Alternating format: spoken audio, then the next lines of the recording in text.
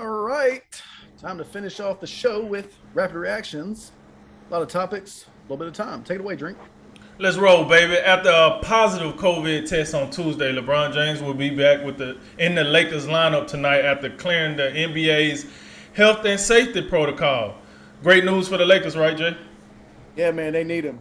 They need him bad. And we watched the Lakers a little bit this year. I'm sure you have more than me, but when you look at him Right. without LeBron and you look at Anthony Davis and Westbrook trying to lead this team, it's just it's a struggle out there. So yeah, they need him back, and hopefully his body just is able to hold up at his advanced age, so he can keep carrying him to the promised land. Hopefully, New Orleans Pelicans forward Zion Williamson was supposed to take part in his first full practice yesterday, but was held out due to soreness in his surgically repaired right foot. What's your reaction to this news? Look, man, shut him down for the season. I'm tired of him. I don't know.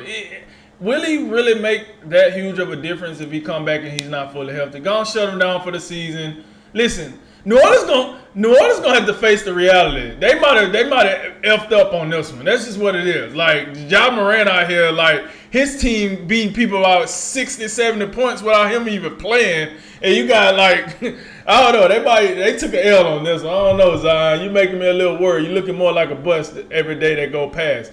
Adrian Peterson has joined the Seattle Seahawks after a short, unproductive stint with the Titans and said he is still playing because he loves the game. Do you think it's time for Peterson to retire? I probably would if I was him, but he's still enjoying himself. He's still having fun, even if it is at about 2 yards a carry.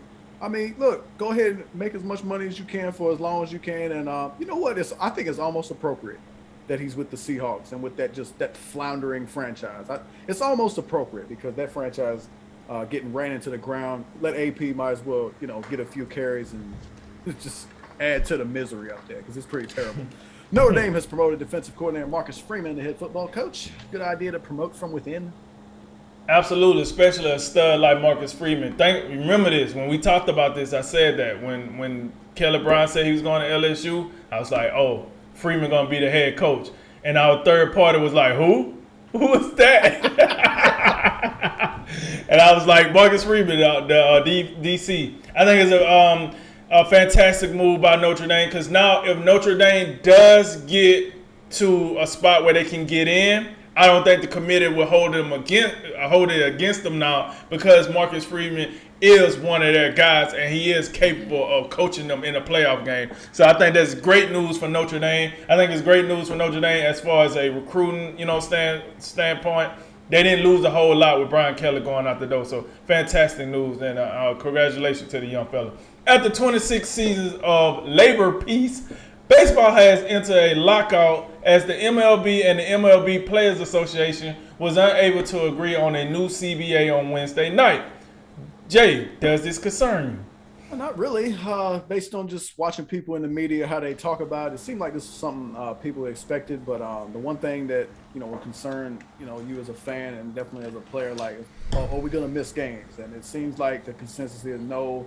They ain't gonna. I don't think they'll have something in place like well before the season gets underway, and the season don't start until end of March. So still plenty of time to get together, and we know how baseball is. We saw it, with COVID last season. They out here, they flop around sometimes, but they still got plenty of time, and it seems like they'll get something in place. The Memphis Grizzlies set an NBA record last night for margin of victory by beating the Oklahoma City Thunder 152-79. 73-point margin of victory. Drake, what would you have said to the Thunder after that game? Move the team to Mexico. Look, here's the deal. What? I don't understand. Like, are we for real right now? Yo.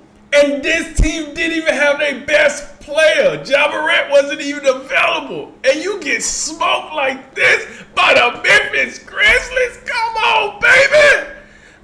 So I don't know. Hey man, I put my resignation on your desk. I don't know, yeah, this is pretty ugly and distasteful. I don't know what you say. I think you just go get in the shower, everybody just get on the buses, and you just kind of sit there in silence as you get to where you're going and just think about everything you did wrong and start over the next day. Madlands men's basketball coach Mark Turgeon has stepped down after coaching the Terps since 2011. Does this surprise you? Yeah, it did. Didn't see it coming. I mean, this is a guy who's Maryland quietly, has become one of the better programs in the Big Ten. They've been highly successful year in and year out in the NCAA tournament. They made a couple of pretty good runs in the tournament. So yeah, I know they're a little disappointing so far at 5-3, but yeah, still the timing didn't make a whole lot of sense to me. Tomorrow evening, it's UFC Vegas 44, Font versus Aldo on ESPN Plus at the UFC Apex in Las Vegas. Main event is a bantamweight fight between the number 4 ranked contender Rob Font and the number 5 ranked contender Jose Aldo. Who you got, Drink? Yeah, man, I'm gonna take Rob Font. Here's the deal, man. Jose Aldo, the GOAT, he a powerful pound guy, but he coming on his last legs, man. The fact that he's still top 5 in the bantamweight division is kind of head scratcher for me. But I'm gonna take Font. I do think this go to decision. Font not really known as a guy to get it done early. Goes to decision. Rob Font's win, and then he calls out and say, "Hey, I want a title shot in a division that probably needs him to get a title shot because it's pretty lackluster." Virginia football coach Bronco Mendenhall is stepping down after 6 seasons after the Cavaliers play their bowl game. Jay, you seen this coming, right? No, I did not see this you coming. Didn't? Oh, my bad. No, I mean, it was a pretty tragic end of the season, losing to Virginia Tech the way they did. That was definitely a game they probably should have won. But I mean, it's Virginia, so it's hard to imagine that we can do better than Bronco Mendenhall. So I'm concerned. I'm concerned as a Virginia fan as we move forward into the great beyond. Last one, Sunday night at 8 p.m. Eastern on Showtime pay-per-view. It's Davis versus Cruz at the Staples Center or the Crypto.com Arena or whatever the hell it is in Los Angeles, California.